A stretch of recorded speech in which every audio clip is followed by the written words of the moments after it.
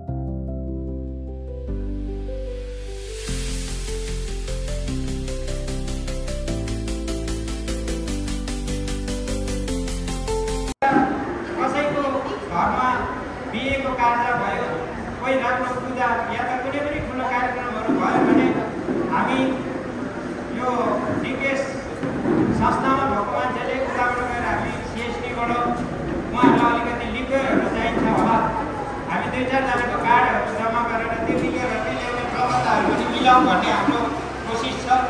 र ग्रोसरीहरू पनि त्यो कसैको बिहेमा चाहिन्छ भने हामी त्यो पनि लिएर चाहिँ हामी उपलब्ध गरौँ भन्ने हाम्रो त्यो पनि योजना छ। र अरू पनि हामी बिस्तारै अब भक्दै जानेछौँ हाम्रो योजनाहरूलाई।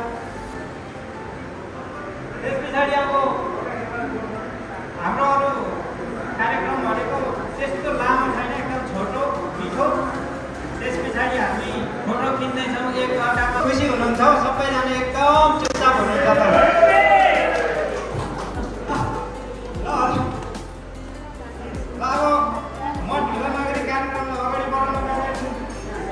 अब भने म प्राय हाम्रो फ्यामिलीहरू पनि आइसक्नु भएको जस्तो छ, हाम्रो परिवारहरू पनि अब आउँदै हुनुहुन्छ, आउने क्रम जारी नै रहन्छ अहिलेसम्म। त्यसले गर्दा अब म आसान ग्रहणको कार्यक्रमलाई अगाडि बढाउन गइरहेको छु।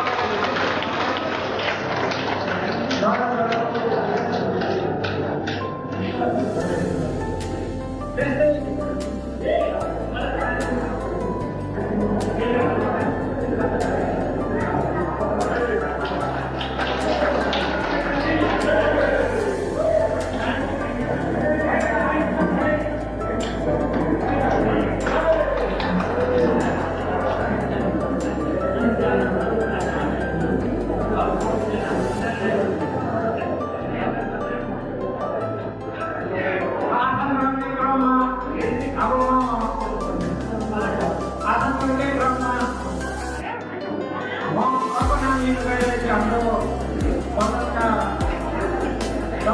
300 कुरा साथ हाम्रो यहाँ श्रीयन्त्र प्रसाद हुनुहुन्छ उहाँ हुनुहुन्छ उहाँलाई पनि आशा प्रकट गरिदिनु भने म विनम्र गर्दछु र जोरदार तालीले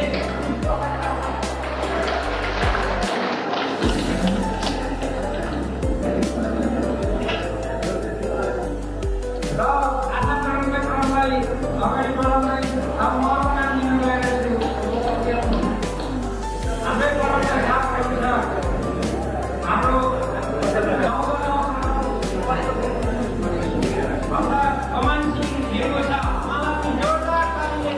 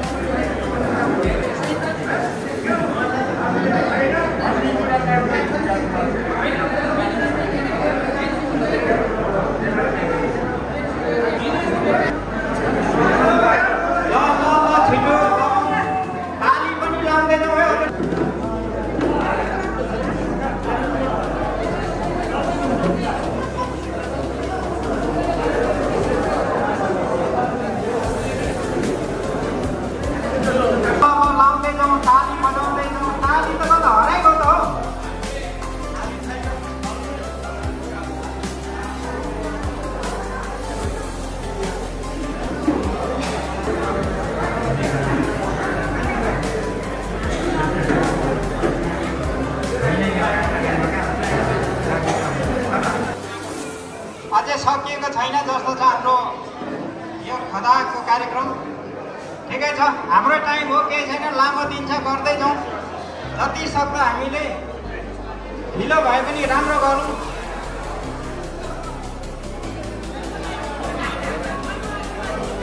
यो खदा चाहिँ हजुरहरूले ठ्याक्कै बाँड्नु होला, हावाले उडाएर तपाईँहरूको फेरि ड्रेसअप बिगारिदिन्छ हजुरहरूलाई। हजुरहरूलाई फेरि मैले नेपाली झन्डाको मुनि बसेर हामी नेपाली हो भनेर गर्व गर्छौँ। हामी नेपाली हो भनेर हाम्रो यो नेपाली टोपी लाएर हामी विश्वलाई चिनाउने काम गर्छौँ।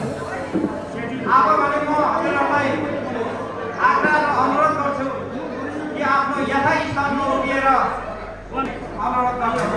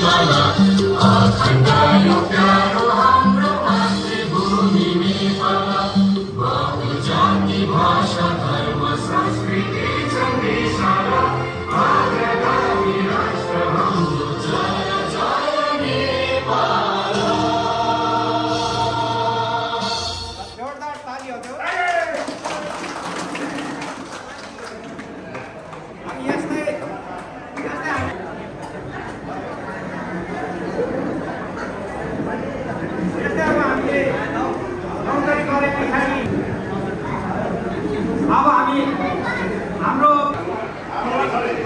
बोक्रासँग अब हामी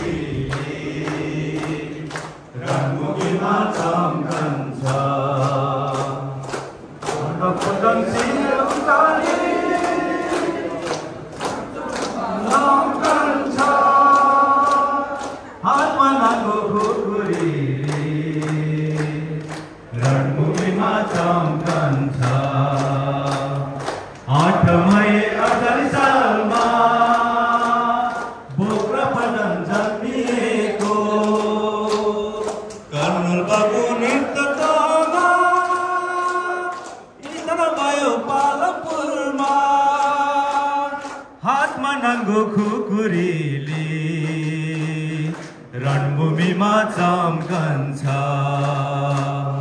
सिरबेली जङको मैदानमा पहिलो मौका हाम्रो थियो दुश्मनको नाश गरी विजय गर्ने हाम्रो वीर थिए हातमा नाङ्गो खुकुरीले रणभूमिमा चम्कन्छ 62 सालमा चाइनासँग युद्ध लड्ने हाम्रो वीर थिए याक्ला चोला नाथुलामा विजय गर्ने हाम्रो वीर थिए हातमा नाङ्गो खुकुरीले रणभूमिमा चम्कन्छ 65 सालको इन्डो पारमा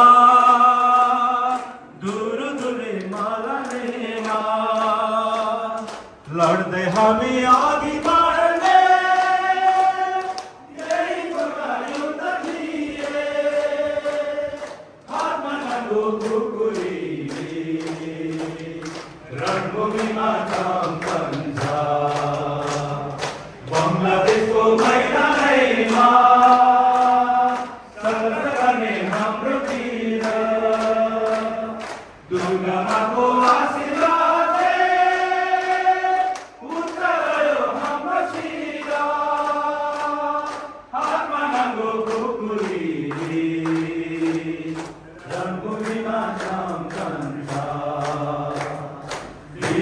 को एक समान बैठल हाम्रो थियो तेरा तारी बिसरला बोक्रा उसा राखिदियो हातमा नाङ्गो खुकुरी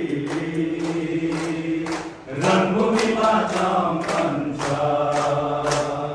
पहाडमा हुर्केका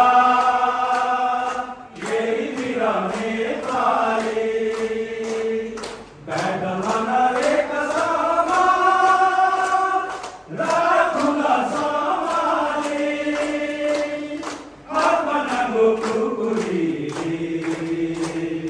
रणभूमिमा चम्कन्छ खुकुरीको इसारामा नाच्दै हामी बोक्रा वीर हौं तकमलाउने छातीमा गोली लिन तयार छौं हातमा नाङ्गो खुकुरीले रणभूमिमा चम्कन्छ जस्तै आओस् ट्याङ्कको गोला बोक्रा पटन खप्ने छैन जस्तै चलोस् गोलाबारो बोक्रा पटन खप्ने छैन हातमा नाङ्गो खुकुरीले रणभूमिमा चम्कन्छ बोक्रा पटन शिर उचाले युद्धभूमिमा लम्कन्छ हातमा नाङ्गो खुकुरीले रणभूमिमा चम्कन्छ बोक्रा पटन की बोक्रा पटन की बोक्रा पटन की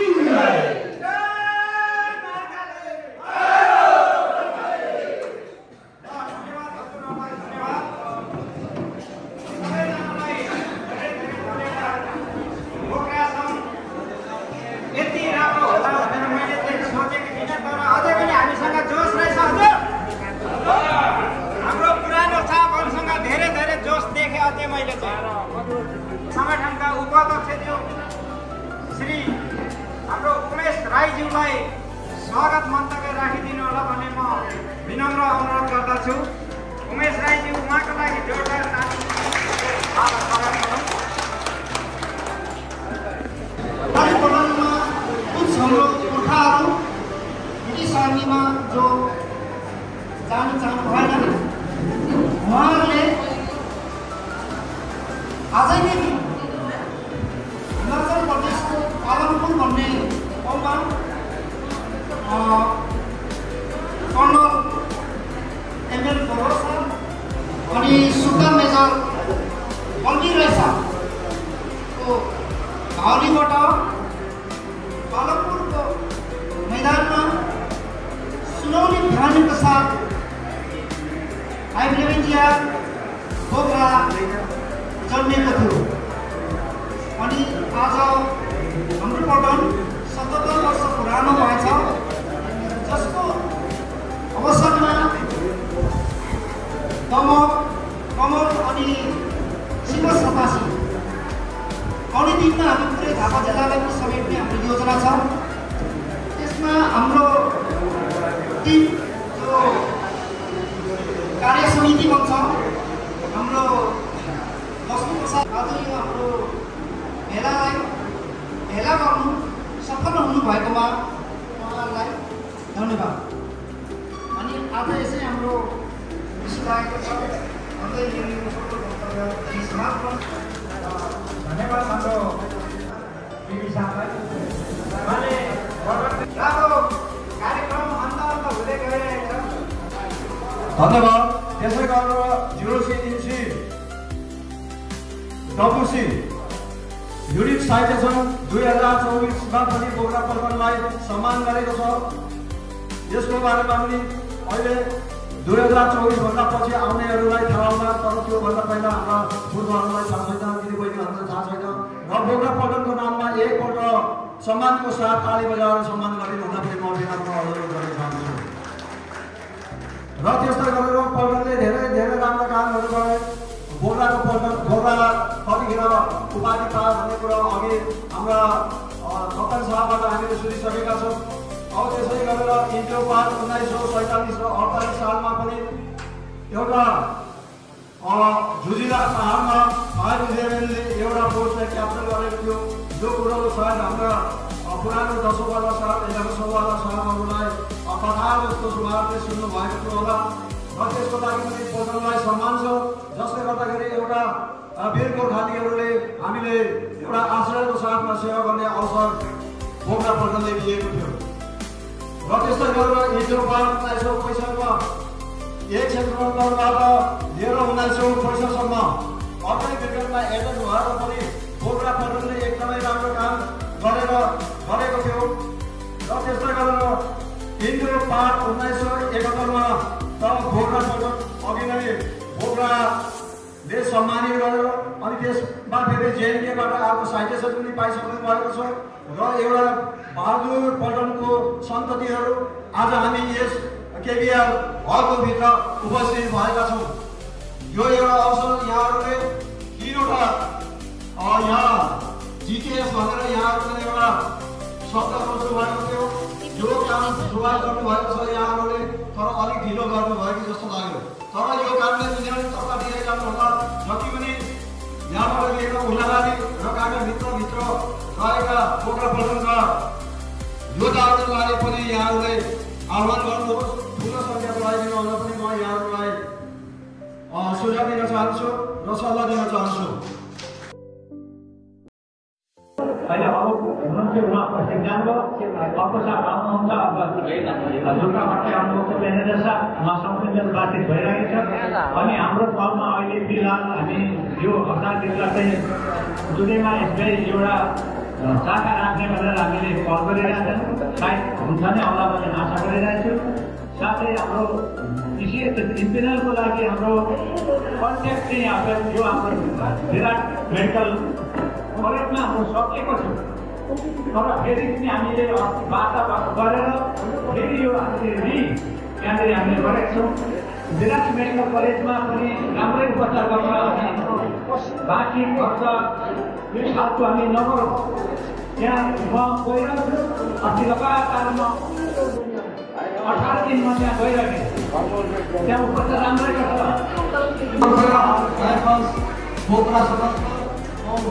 राइजिङ डे तथा भेटघाट कार्यक्रम साथै हाम्रा ज्येष्ठ फुपू साहबहरू हाम्रो यो कार्यक्रमलाई सफल बनाउनको निमित्त पहाडबाट पनि आउनु भएको छ एकजना छ, उहाँलाई पनि धेरै धेरै धन्यवाद। साथै हाम्रा टिम राजनीतिहरूलाई पनि धेरै धेरै धन्यवाद दिन चाहन्छु। त्यसको कारणले आज हाम्रो यो कार्यक्रम सफल भएको छ भन्दै म आजको यो औपचारिक कार्यक्रम यही समापन भएको घोषणा गर्दै अब चाहिँ हामी यहाँ फोटो सेसन गर्नेछौँ। त्यस पछाडि हाम्रो जलपानको कार्यक्रम रहनेछ भन्दै म पनि यहाँबाट विदा हुन चाहन्छु। जय बोक्रा। धन्यवाद।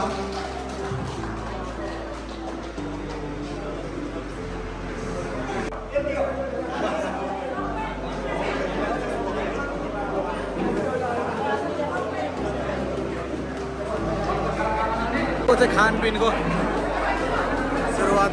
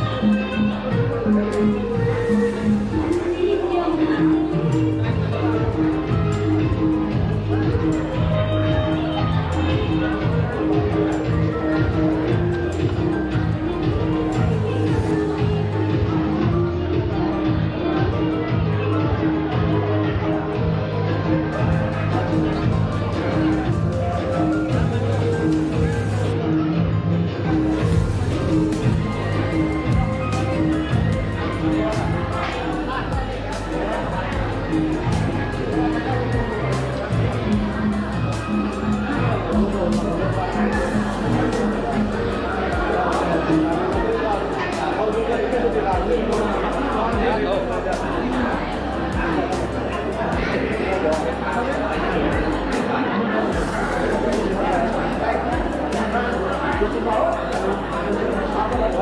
you.